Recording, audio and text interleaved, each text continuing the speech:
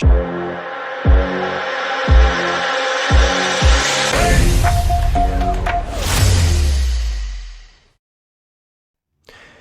everybody, this is James with WSTrades.com. I want to provide an update here on a few tickers and also what is going on and what is expected in the housing market. So first here, looking at ticker CRM or Salesforce.com. I've got the weekly chart pulled up here. I was kind of looking at the larger time frame to see if I could see anything of interest, and definitely as this thing made a massive move down, it peaked out here at around 312, moved all the way down to about 180, 185. You can see a very key level here around 200. You can see it was making a run up here, rejected this 200 level, had a fat sell off down to 115, ripped up again, started to see some resistance around that 200 level, and then blasted through. You can also see here a few touches here around that $200 level. So at one point we got resistance, blasted through, pulled back, bounced off of it, so turned it into a support. And then we had a bleed out right down to that level again. And we have, zooming in on this weekly, we have a nice fat bullish engulf with a wick sticking out there. So when the sellers tried to crush this thing below 200, the buyers really stepped back in and rammed this thing up to about 208, 209. So we had a very good rejection of that level. So that was last week's chart and last week's candle.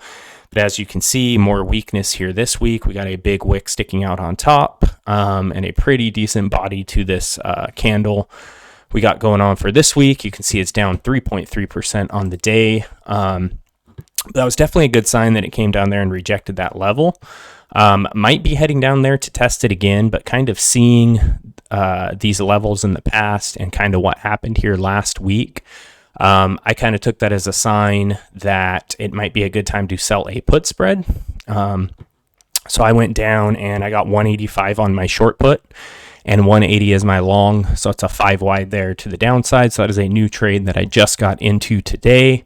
So I've got pretty good range. I think can move down a good, $16 and still finish out of the money. So I've got about a 70% chance of that short leg finishing out of the money, that 185 put. And this is actually for the April monthly contract. So this thing is going to expire in about 5 weeks or so. So I got some time on that and I got some pretty good range. So that's also a new trade. And then also I was taking a look here at ticker VRM or Vroom Inc.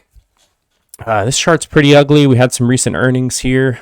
This is the weekly. You could see a nasty candle here after the earnings information. And yeah, that's just a huge fat bearish engulf candle. We had a pretty nice candle last week there with a wick sticking out. There wasn't a lot of body to it, but you know, the buyers definitely tried to ram this thing back up. Then after the earnings came out, massive move down. This thing was trading around $6 and now we have about a 50% dump. So it's a pretty massive move down there. I'm going to go into, you can't really see much on this time frame. This thing has just been staying way away from the 21-day exponential moving average. So there's not a lot to this. You see this fat gap here between this moving average and the price. So let me head in. I think I was looking at the 1 hour chart. Yeah. So the 1 hour chart kind of shows it breaking below this key level here around 320, 321. So I had this fat move down here after earnings, tried to bounce at about 350, couldn't hold it, sold off all the way down to about that 320, rallied a little bit off of that after market yesterday and pre-market today. But as the market opened today, it fell through that. So I don't see anything on this time frame or the larger time frames that's telling me this selling pressure is over.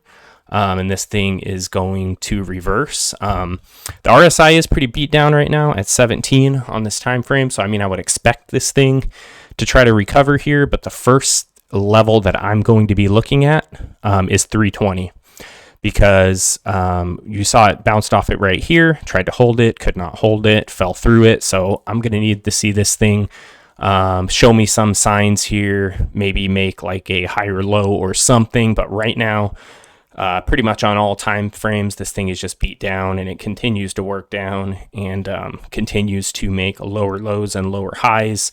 You can see with most of these arrows that are plotted here as sell signals, you just see that it continues to make these lower highs, and then same thing, continuing to make lower lows on some of these buy arrows here.